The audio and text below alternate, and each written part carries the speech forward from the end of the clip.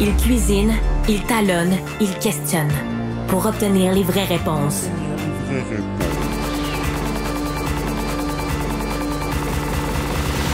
Du Trizac. Ben Mulroney est avec nous. Ben, bonjour. Oui, bonjour. J'ai juste entendu la dernière partie de la dernière conversation, mais c'est quoi le problème avec les anglophones?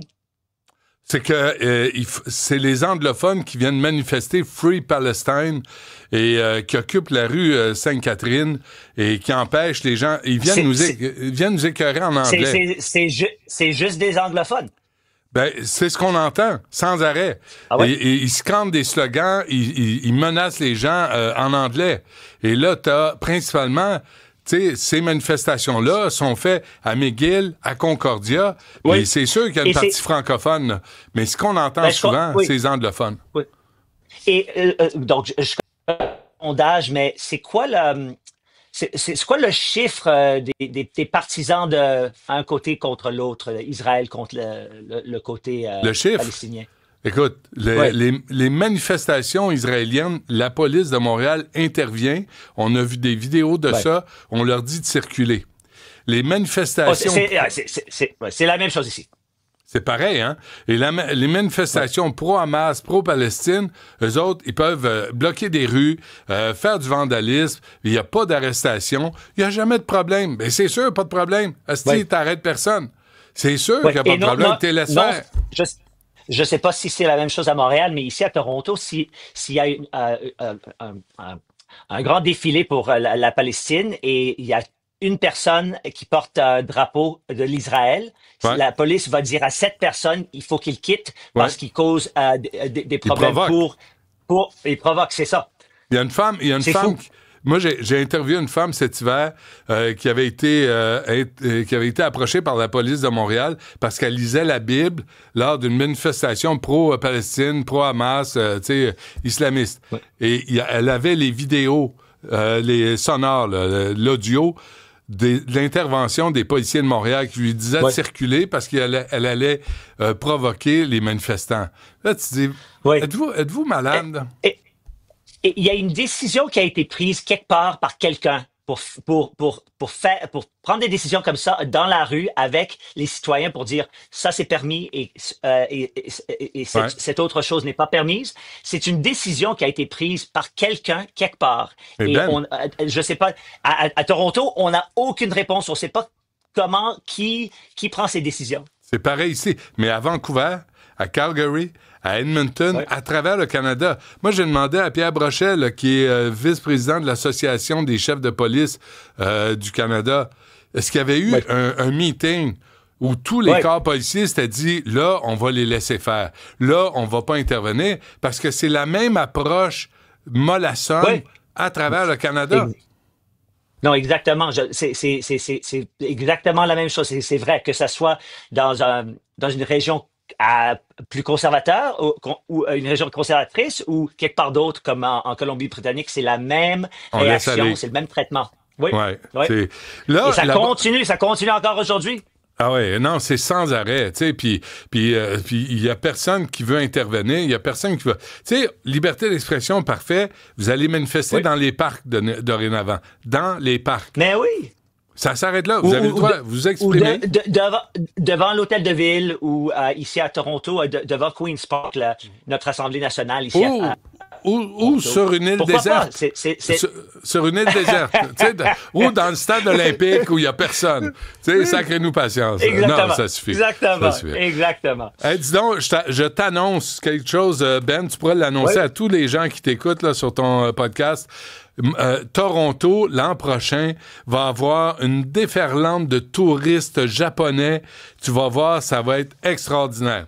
Le tourisme japonais va exploser. Parce que là, les Blue Jays vont jouer contre les Dodgers et il y a Shohei Ohtani qui est là. Et quand je suis allé au Japon, il y avait dans les restaurants les matchs des Dodgers qui jouaient à la télé. Oui, hein? Ah oui, je suis allé voir un match de baseball au Japon. Est-ce que tu as vu ce qu'il a fait, Shohei Ohtani, la fin de semaine dernière? Non. Ben, c'est la meilleure performance dans l'histoire du baseball. Il a eu, comment on dit strikeout, retrait surprise? Des retraits sur 3 prises. OK, donc 10 retraits surprises et 3 grands chelems. Non, 3 home runs. Lui-même. J'ai pas Lui-même. vu. Ah, t'es-tu Non, sérieux? J'ai c'est pas vu le incroyable. match. Ben oui.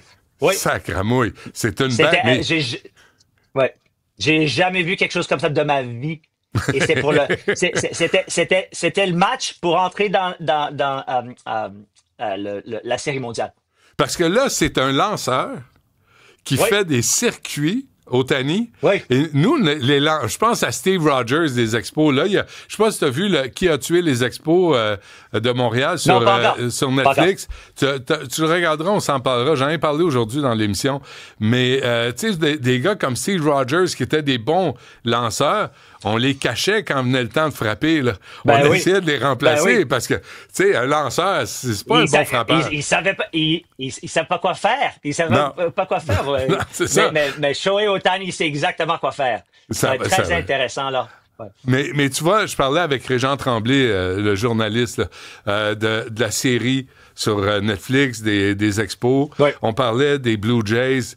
Puis on disait à quel point, puis on s'en est parlé, toi et moi, là, depuis 2004, la ville, il disait, les images aussi des années 90, Montréal était propre, c'était beau, Montréal, tu sais, c'était une ville Ouais. qui avait de la vigueur, là, qui avait de l'espoir. Ben oui.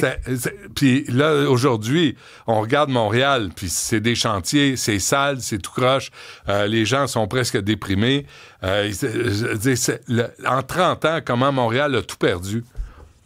Ben, c'est un peu comme ça ici, mais nous, on a la série mondiale qui arrive. Donc, pour au moins une semaine, on va oublier tout ça.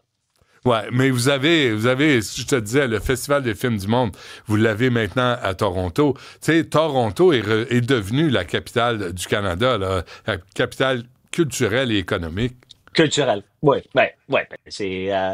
mais c'est quand même.